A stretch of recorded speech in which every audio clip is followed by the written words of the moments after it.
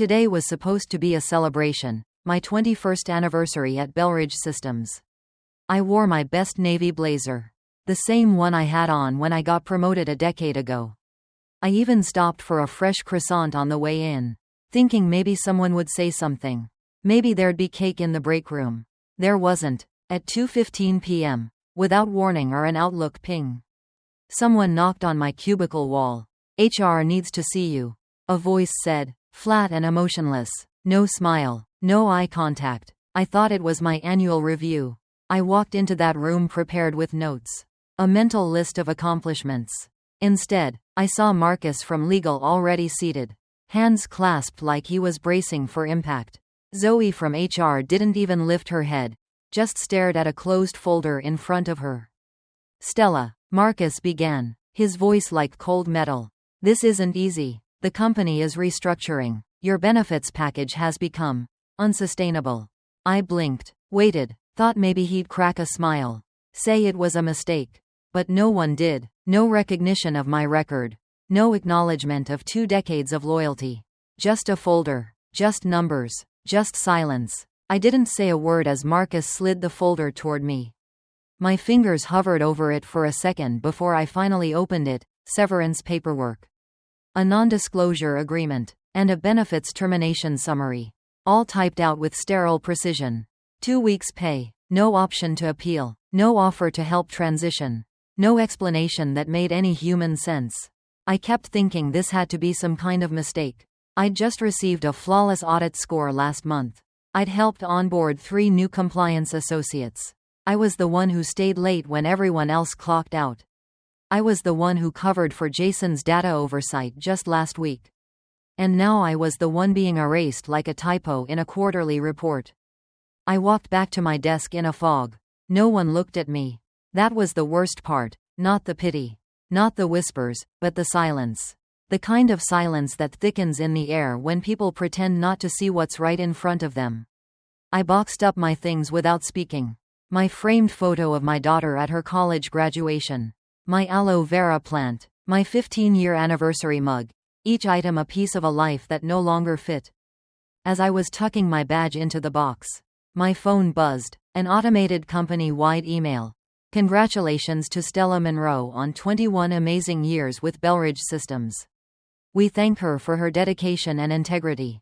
I stared at the screen until the words blurred.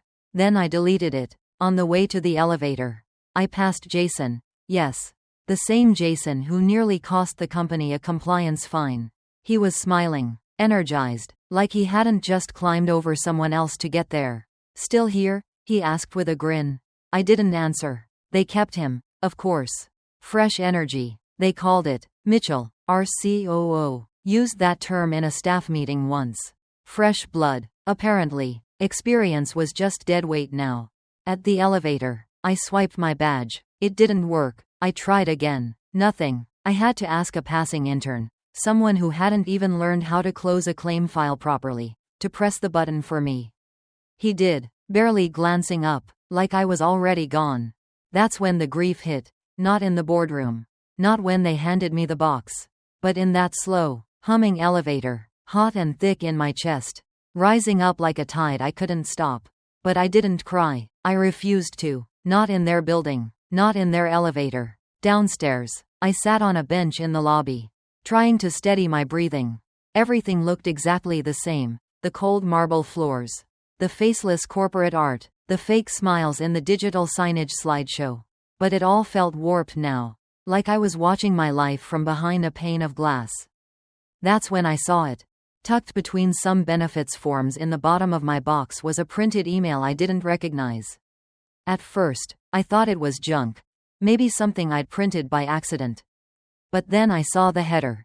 To M. Spencer, CEO, from D. Lawson. Legal. Subject.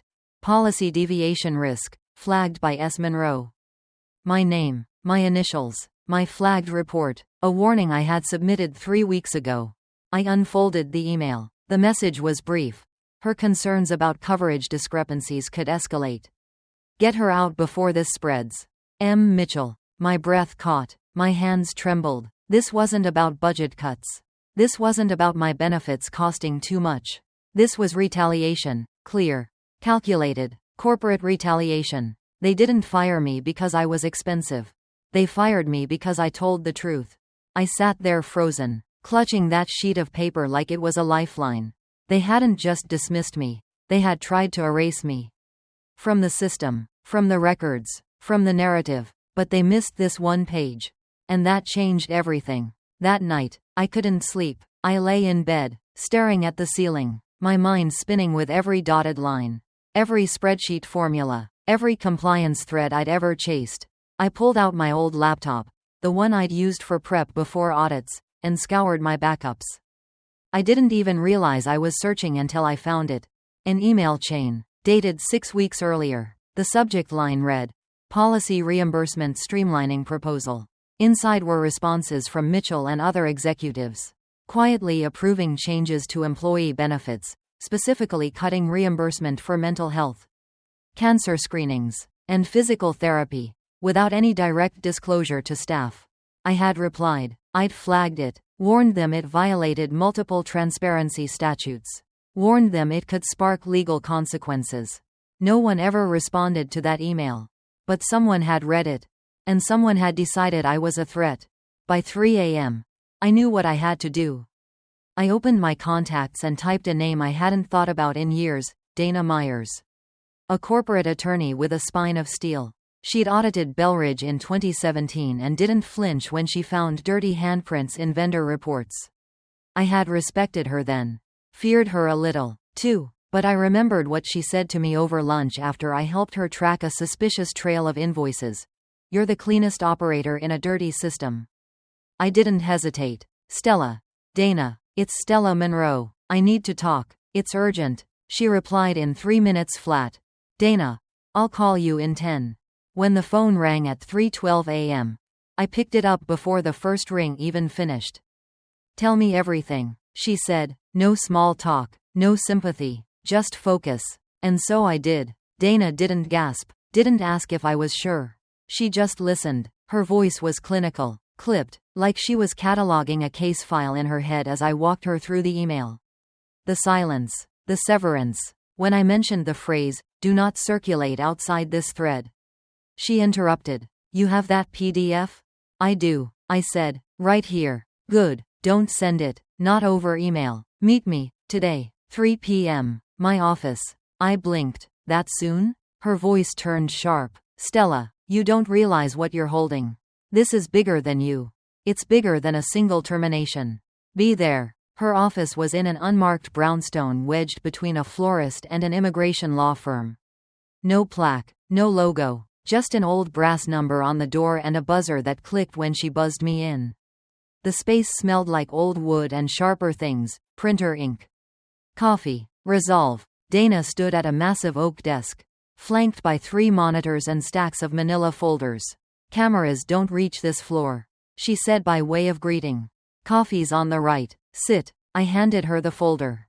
She barely looked at it before sliding a secure drive into one of her computers. I've been building a case on Belridge for over 2 years, she said, but everything I've had so far was hearsay. Anonymous tips. Circumstantial noise. She opened a digital vault labeled, Belridge, Internal Ethics Breach. Dozens of subfolders bloomed open, whistleblower emails, vendor contract manipulations, even redacted memos from our. Your file completes the pattern, she said. I swallowed. You've been waiting for someone like me? No. She turned and locked eyes with me. I've been waiting for you. For the next hour. She laid it all out. A compliance officer who'd quietly resigned in 2021 after refusing to approve a suspicious expense structure. A junior analyst who flagged claims being denied disproportionately, then was demoted to reception. An internal auditor who vanished from company channels in 2020 after disputing a vendor payout. I wasn't the first. I was just the one who had evidence. Dana didn't waste time. She handed me a prepaid phone, a flash drive, and a piece of advice that would change my life. Don't use your home Wi-Fi. Don't talk to anyone from work. You're not fired anymore. You're a threat. Move accordingly. The next few days felt like living in a spy thriller. I parked my car 3 blocks from the library. Used only public networks. Wore sunglasses like a movie cliché.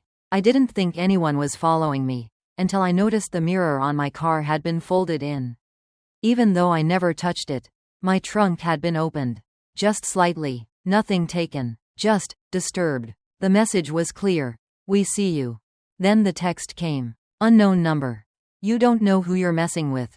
I froze. It wasn't a threat, not directly, no vulgarity, no explicit language, just enough to make my stomach drop. Just enough to rattle the bars of the cage they wanted me to stay in. I called Dana. She answered after one ring. They're watching me. She didn't panic. Good, that means you have their attention. But what if they had anything concrete on you? They'd file a suit, not send vague threats. These are scare tactics. They're hoping you delete the files. Lose your nerve. What do I do? Her voice was calm. You do what you've always done.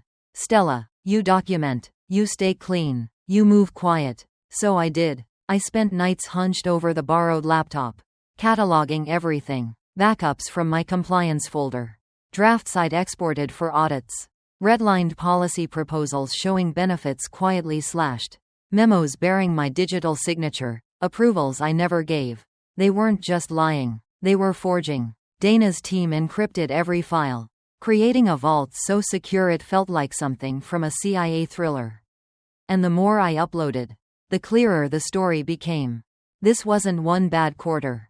This was a pattern, coordinated, deliberate, and dangerous.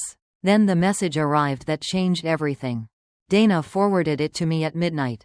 It was from a burner account, encrypted end to end. The sender called themselves Blackbox. No name, no location, just a single PDF titled, Internal Claim Denial Protocol, Q1 FY25.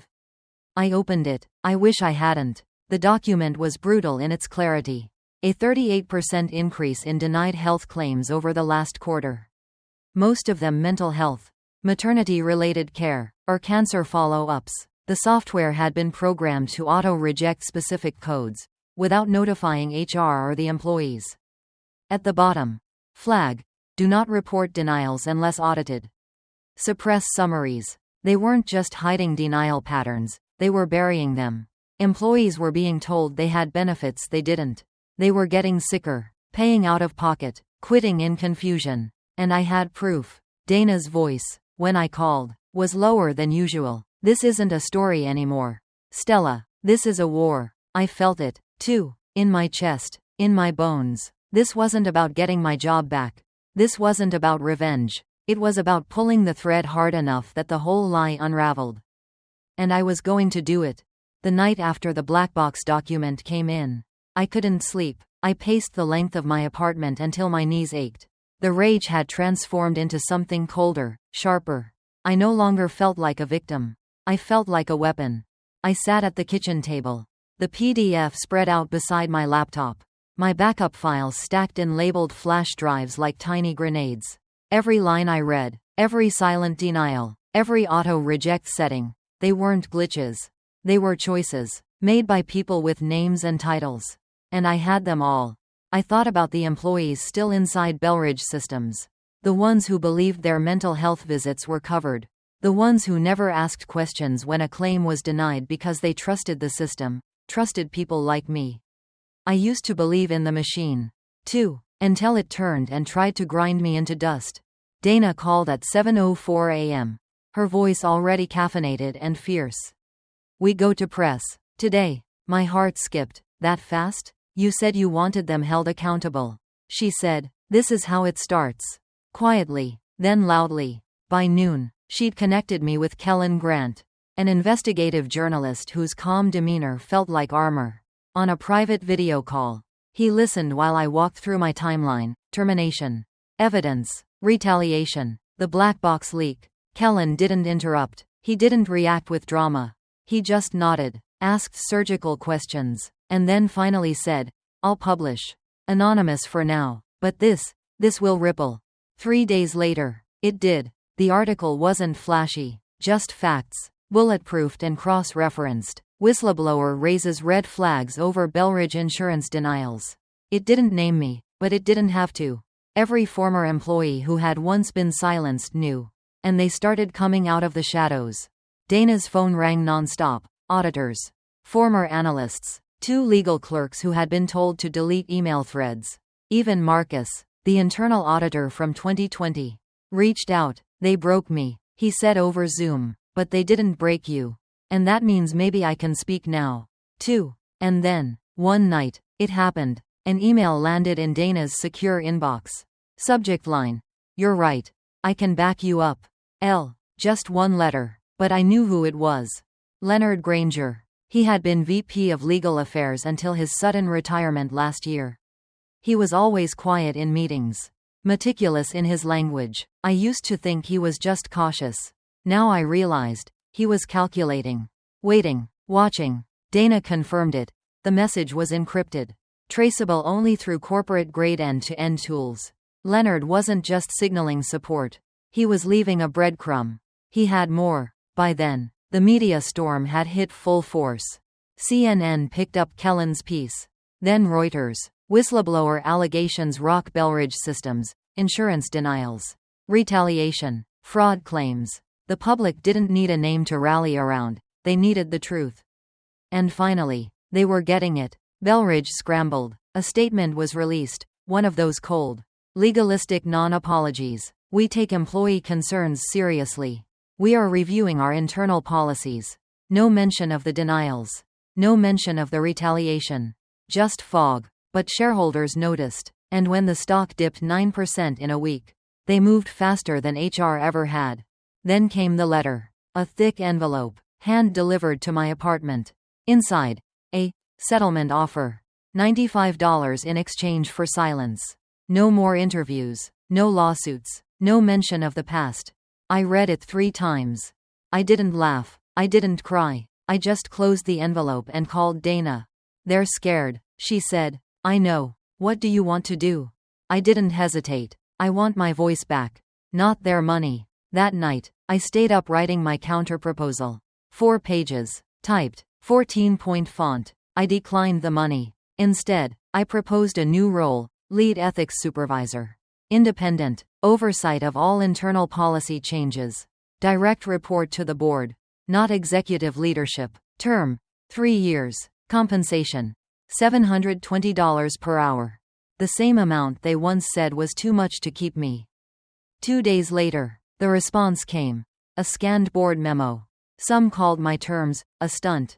Others called me a liability. But one voice cut through it. Janet Grayson, the youngest member of the board. She requested a call. We spoke that evening. "I've reviewed everything," she said. "The board recognizes the optics and the need for change. I'm not coming back to save face." I said, "I'm coming back to clean house. That's exactly why it has to be you." And just like that, I was no longer erased. I was reinstated, not as a cog in the machine, but as the one holding the wrench. 5 days later, the company released a statement. Belridge Systems appoints Stella Monroe as Lead Ethics Supervisor. The backlash was swift and glorious. Internal forums lit up, emails poured in, employees cheered, some whispered thank you in hallways. Others just nodded, quiet respect in their eyes. But I wasn't there for applause. I was there for accountability. My new badge, red tier, board level, clicked at every door I passed through. And every single policy went through me. The first document they slid across my desk was a revised benefits realignment. I flipped to page 3, and there it was. Mitchell's signature. A final attempt to sneak in coverage cuts before his quiet, medical leave. I took out my pen. Wrote across the top in red, "Rejected, in violation." Then I sent it back. 2 hours later, Janet replied with a single line. "We stand by your call. Thank you." My new office wasn't glamorous. Just a converted corner suite with a decent view of the city skyline and a fireproof cabinet that clicked shut like a vault. No family photos. No coffee mug with a company slogan. Just stacks of policy drafts. A locked drawer with my termination letter. And a binder labeled, "Non-compliant, pending review." I didn't need comfort anymore. I needed clarity. Each morning, I arrived before the rest of the executive floor stirred. My badge buzzed me in with a different tone now, sharper. Higher access. A small sound, but powerful. Every red light on the panel was a reminder. I was no longer just inside the system, I was above it. Watching, reviewing, correcting. And people noticed. At first, they whispered when I passed. Some stiffened in meetings, unsure of what I might do. But I didn't come back to make speeches. I came back to do the work. Quietly, precisely. It didn't take long for change to start bleeding through the walls. The first came in a yellow sticky note. No name, just a message left on the corner of my desk. I don't know if this is wrong, but it feels off. Attached was an internal memo about benefit reclassifications. The language was slippery. Terms like efficiency shift and resource tier optimization. It hid more than it revealed. I dug in, found the code buried in the system, an auto-rejection setting for extended mental health claims labeled non-essential. It had been approved by no one. Slipped in during the chaos of restructuring. I removed it, filed the override, issued a review directive. No one argued. The next week, 2 more notes came in. One from a junior associate. One from someone in billing I hadn't met. I read both. I followed both. And I started to see the shift. Not just in paperwork, but in people. They were beginning to believe someone was actually watching. That this time, when they said something, it wouldn't be ignored. And that belief, it spread. A month into the new role, I implemented an anonymous tip line. Not managed by hour, not routed through legal. It came straight to me. I called it the thread. Dana helped encrypt it. Within 48 hours, I had 12 submissions. 12. Some were small. Confusion over policy language. Unclear documentation. Others were enormous. Billing inconsistencies. Pressure to delay approvals. Suggestions of quote manipulation for contract vendors. I cataloged everything. Then I started visiting floors I hadn't seen since before my termination. The cafeteria, the mailroom, the basement records vault. I shook hands. I listened. I asked questions, not as an enforcer, but as someone who had once packed up her life into a cardboard box and been told her voice was too expensive. The best moment came quietly.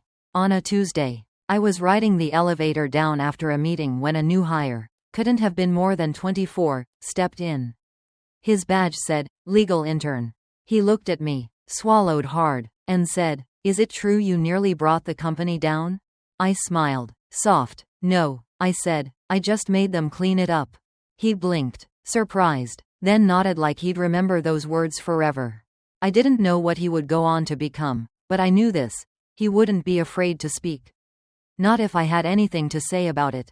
The power they once used to silence me had been turned inside out. And now, I was the one with the red pen. It's strange how fast your body forgets the weight of fear when it's replaced by purpose. When I first stepped back into Belridge Systems, I half expected to feel exposed again, like the woman who once rode that elevator with a cardboard box and a deleted access badge. But weeks passed, and that version of me grew distant, like a memory warped by fog and time. Now, I walked through those halls with a different spine. I didn't speak loudly. I didn't issue edicts, but the room quieted when I sat down. Not out of fear, but out of something rarer. Respect earned through survival. And I was still surviving. Still showing up. The real shift wasn't in how others saw me. It was in how I saw myself. I used to believe in systems. In order. In doing things by the book. If something was wrong, you flagged it. If you spoke up, you were heard. The world, I thought, had rules. Then the system I defended turned on me. And I learned that rules only matter when someone's willing to enforce them. Now I was the enforcer. And not because I'd been granted authority, but because I had claimed it. The more I worked, the more I uncovered. Every binder they sent me was a mirror of the old world I once believed in, glossy and neat, but riddled with blind spots and omissions. But now, I didn't have to beg anyone to see what I saw. I circled in red. I marked with notes. I returned drafts with recommendations that weren't suggestions, they were orders. And it wasn't just about fixing. It was about protecting. Protecting people who didn't know how to read between the lines of a benefit summary. Protecting those who'd spent years trusting that coverage included actually meant what it said. Protecting a younger version of myself, fresh out of school, idealistic, eager to do good work for a company that promised integrity. That version of me had been betrayed. So now, I became the kind of guardian I never had. One afternoon, A familiar name appeared in my inbox. Stephanie Chong. Once my closest colleague, now just another voice lost in the shuffle. She had blocked me months ago after I first reached out, too scared. Too loyal to her paycheck. Her message now was short. Subject: I was wrong. Body: if you'll still talk to me, I want to help. I stared at it for a long time. Then I replied, come by tomorrow. We start fresh. She did. She walked into my office. Eyes low, voice shaky. I was terrified. She said, I thought if I even acknowledged what you were doing, I'd lose everything. You weren't wrong for being scared. I told her, you were human. What matters is that you're here now. She exhaled. Maybe she hadn't realized how much she needed permission to forgive herself. From then on, she became one of my strongest allies. Sharp, principled, relentless. The version of her I remembered, but stronger. Change is like that. It's not loud. It's not fast. It's cumulative, quiet, viral. You model it until others feel safe to follow. Over the next 2 months, we launched a new training initiative, mandatory ethics certification for every manager, director, and executive. No exceptions, not even for board members. Especially not them. Some resisted at first, sent curt emails, dodged meetings. I sent the curriculum anyway. Then I tracked their compliance. Then I called them out, politely, professionally, with receipts. Funny how quickly resistance folds under the weight of documentation. By the time the first quarterly review hit, 97% of senior staff had completed training. The remaining 3% received private reminders, courtesy of my office. Not our. I didn't need applause for that. I needed compliance. One evening, I stayed late to finalize a report. The office was dim, quiet, only the soft hum of printers and the cleaning crew's cart echoed down the hall. I stepped out to stretch my legs and found myself near the old conference room, the one where they let me go. 45 minutes before a company-wide meeting. Without ceremony or goodbye. The room was empty now, but the chair I once sat in was still there. I stepped inside, took a seat. For a moment, I just breathed. I let myself feel it, not anger, not grief, just fullness, wholeness. That room once stripped me of everything I thought I was. Now I sat in it with more power than anyone who'd ever chaired a meeting there. This wasn't about revenge. It was about restoration, not just of my name, but of something deeper. My belief in who I was before they tried to erase me. That night, as I turned out the lights and walked the long hallway back to my office, I paused outside the glass wall with my name etched on it. Stella Monroe, Lead Ethics Supervisor. It didn't feel ornamental. It felt earned. And for the first time in years, I believed I belonged. The morning the final compliance overhaul was approved, the city was wrapped in a winter haze. Fog curled around the skyscrapers like smoke, and the streets below gleamed with frost. I arrived at the office before sunrise. Coffee in hand, heart steady, no nerves, no fear, just readiness. I stepped into the boardroom for what would be my last presentation of the quarter, 12 months of ethics reform. Policy reversal, and executive retraining distilled into one binder. The cover was simple. Restoring integrity. Final report. Lead Ethics Division. Around the table sat the board members, some newer, some who'd been there when I was forced out. I saw Janet Grayson at the head, composed as ever. A few nodded politely when I entered. Others avoided my eyes. It didn't matter. I wasn't here for validation. I was here for closure. I'll keep this brief. I began. You've all received the full audit. There are no redactions, no sealed annexes. What's in front of you is the full story. Silence. Then I added, this isn't about just policy. It's about people, and the systems that failed them. I let that settle in the air. You brought me back because you knew the truth was catching up. What you didn't expect was that I'd show up not with vengeance, but with a blueprint. I walked them through the highlights. A 47% increase in benefits claim approval. 0 flagged compliance violations in the last 2 quarters. The reinstatement of 8 whistleblowers. 2 executive exits. 1 policy architect under state review. And most importantly, trust. Slowly rebuilding. When I was done, I sat down. No one clapped, but no one questioned me either. And that was enough. After the meeting, I stepped outside the building for some air. The plaza was quiet, slick with melting frost. Across the street, a delivery truck unloaded stacks of new monitors, bound for the same offices I'd once packed my life out of. I watched for a moment, then pulled out my phone. There was a message from Dana. It's official. The investigation's closed. You did it. I smiled. Not the kind that stretched wide and loud. The kind that lives deep in your ribs. Quiet, warm, permanent. Inside, the office moved on as if nothing monumental had just occurred. And in a way, that was right. Systems like this survive by forgetting. But not this time. Because I wouldn't let them. That afternoon, I walked the long hallway to my office, trailing my fingers across the frosted glass walls.